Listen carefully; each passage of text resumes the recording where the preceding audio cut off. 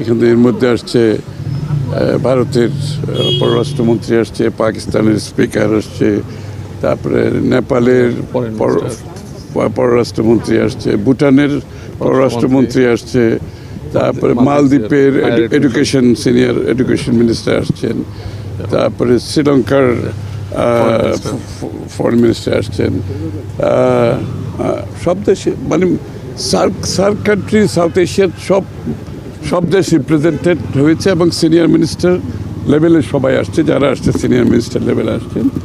তো সুতরাং এটা আমাদের দুদিক থেকে একটা বিষয় হচ্ছে দেশনেত্রীর বেগম খালেদা জিয়ার প্রতি তার যে নেতৃত্বে বাংলাদেশ একটা দেশে এবং দেশের বাইরে আমাদেরকে একটা সম্মানের জায়গায় নিয়ে গেছে এবং বাংলাদেশকে তারা যেই চোখে দেখছে সেটা সাধারণ একটা দেশ হিসেবে নয়, আমরা একটা জায়গায় পৌঁছেছি এবং সেখানে বেগম খালেদা জিয়ার যে অবদান সেটা তার স্বীকৃতি হিসাবে তারা বাংলাদেশে আসছে এবং আগামীতে বাংলাদেশের সাথে এই সমস্ত দেশগুলোর সম্পর্ক সম্বন্ধে আমরা আলোচনা করেছি। তারাও যে আগামী দিনে যদি বিএনপি নির্বাচিত হয় জনগণের ভোটে, তাহলে আগামী দিনের যে কী ধরনের সম্পর্ক আমরা করতে চাই তাদের সাথে এবং আমরা তাদের ফরেন রিলেশনশিপ কী হবে তাদের সাথে এবং ব্যবসা বাণিজ্য, বিনিয়োগ, কালচার, সংস্কৃতি,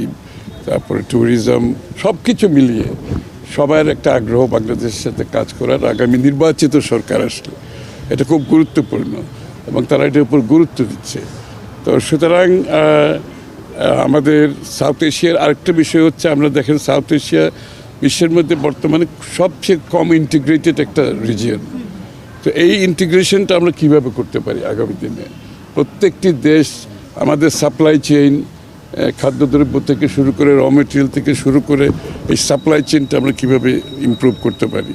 আমাদের অর্থনৈতিক উন্নয়নে একজন আরেকজনের সাথে কিভাবে সহায়ক ভূমিকা পালন করতে পারে, এই বিষয়গুলো উঠে এসেছে। আমাদের কূটনৈতিক সম্পর্ক কী হবে এই অঞ্চলের, সার্কের বিষয়টা, যেহেতু সার্ক কান্ট্রি সবাই আসছে এখানে, আপনারা দেখেছেন যে সাউথ এশিয়ান সবাই আসছে, সুতরাং সার্কের ব্যাপারে একটা ইন্টারেস্ট আছে সবার। তা আগামী দিনের সার্কের ভবিষ্যৎ নিয়ে আলোচনা হয়েছে। সার্বিকভাবে সাউথ এশিয়ান ইন্টিগ্রেশনটা আমাদের সামনে উঠে এসেছে, আলোচনায় চলে এসছে।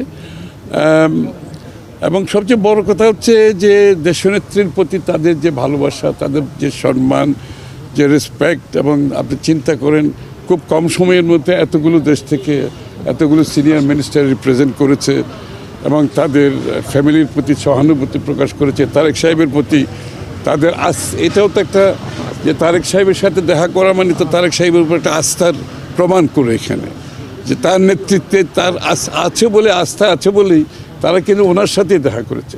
এটা কোনো সরকারি ভিজিট নয়, কিন্তু ওনার পরিবারের জন্য এই ভিজিট, ওনার সাথে দেখা করার জন্য ওনারা আসছে, ওনার সাথে ওনারা দেখা করেছেন, কথা বলেছেন। সো দিস ইজ বাংলাদেশের ইতিহাসে এটা একটা বড় ধরনের একটা এক্সাম্পল আমরা দেখেছি, যে আসলে নেতৃত্ব সৎ হলে, সাহসী হলে, গণতান্ত্রিক হলে, দেশের প্রতি ভালোবাসা থাকলে যে কত বড় একটা পরিবর্তন একটা দেশে হতে পারে, সেটার প্রমাণ আমরা দেখেছি দেশনেত্রী তিরোধানের মাধ্যমে।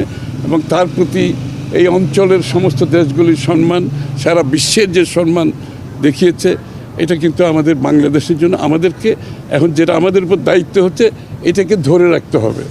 এবং তারেক রহমান সাহেবের নেতৃত্বে আমরা কীভাবে এটা ধরে রাখবো আগামী দিনে, এটা চ্যালেঞ্জ। এবং আমরা এই চ্যালেঞ্জ ইনশাআল্লাহ বিএনপির পক্ষ থেকে আমাদের নেতা আমরা সবাই গ্রহণ করেছি। এইভাবেই আগামীর বাংলাদেশের যে মানুষের প্রত্যাশা, যে আকাঙ্ক্ষা, সেটা পূরণ করার জন্য আমরা অঙ্গীকারবদ্ধ, প্রতিজ্ঞাবদ্ধ, সেদিকে আমরা এগিয়ে যাচ্ছি ইনশাআল্লাহ। সবাই দোয়া করবেন। আশা করি ম্যাডাম চলে গেছে, ম্যাডাম যে টর্চ বেয়ারার হিসাবে যে টর্চটা তারেক রহমান সাহেবের হাতে তুলে দিয়েছে, সেটা আমরা ইনশাআল্লাহ ক্যারি করতে পারবো আগামী দিনে, সেটা আমাদের বিশ্বাস আছে। একটা বিষয় একটুখানি, যে আপনার ভারতের পররাষ্ট্রমন্ত্রী আপনার ডক্টর শ্রী জয়শঙ্কর আপনার দেখা করেছেন, শোক বার্তাও দিয়েছেন। তো একটুখানি আপনি সেখানে ছিলেন, আমরা দেখেছি আর কি। তো আপনার ওনাদের কী ধরনের বার্তা, মানুষ আসলে খুব ইন্টারেস্টেড জানতে চায়, এই যে মানে 5 আগস্টের পরবর্তী যে প্রেক্ষাপট রাজনৈতিক, সেখানে আপনার আজকে যে উনি এসেছেন শোক বার্তা দিয়েছেন নরেন্দ্র মোদী। একটু যদি আপনার মানুষের খুব জানবার আগ্রহ আছে আর কি, যে কী ধরনের বার্তা আপনি যেটা বললেন যে সম্পর্কের যে বিষয়টি আর কি, আগামী ইলেকশন একটু যদি বলতেন, মানুষের খুব জানবার আগ্রহ আছে। এটা তো খালি ভারতের পররাষ্ট্রমন্ত্রী, আমি তো বললাম এই অঞ্চলের সব দেশ থেকে আসছে, সব দেশের প্রায় পররাষ্ট্রমন্ত্রী সবাই আসছেন, অন্য মন্ত্রীরা আসছেন।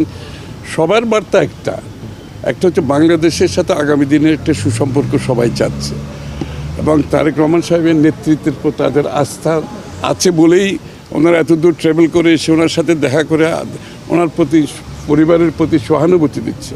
এটা তো একটা এক্সাম্পল। দেশনেত্রী বেগম জিয়া, খালেদা জিয়া বাংলাদেশে কোনো ক্ষমতাই নাই, ওনার পরিবারের কেউ ক্ষমতায় নাই, বিএনপি ক্ষমতায় নাই। এরপরও সমস্ত দেশগুলো যে আস্থা রেখেছেন বিএনপির উপরে, ওনার তারেক রহমান সাহেবের নেতৃত্বে ওনার পরিবারের প্রতি যে সম্মান দেখিয়েছেন, এটা তো বাংলাদেশের জন্য সম্মান। সুতরাং সেই সম্পর্ক শুধু ভারতের বেলায় না, সকলের বেলায় প্রযোজ্য একরকম। আমরা তো আমাদের নিজস্ব বাংলাদেশের পররাষ্ট্র নীতিতে সকলের সাথে আমাদের সম্মানের সাথে সম্পর্কের কথা বলছি। প্রত্যেকটি দেশের পরস্পর স্বার্থ সংরক্ষণের মাধ্যমে সম্পর্কের কথা বলছি। সুতরাং এর বাইরে তো কোনো দেশের সাথে হবে না, সবার সাথে একইভাবে আমাদের আগামী দিনে পররাষ্ট্রনীতি পরিচালনা করব।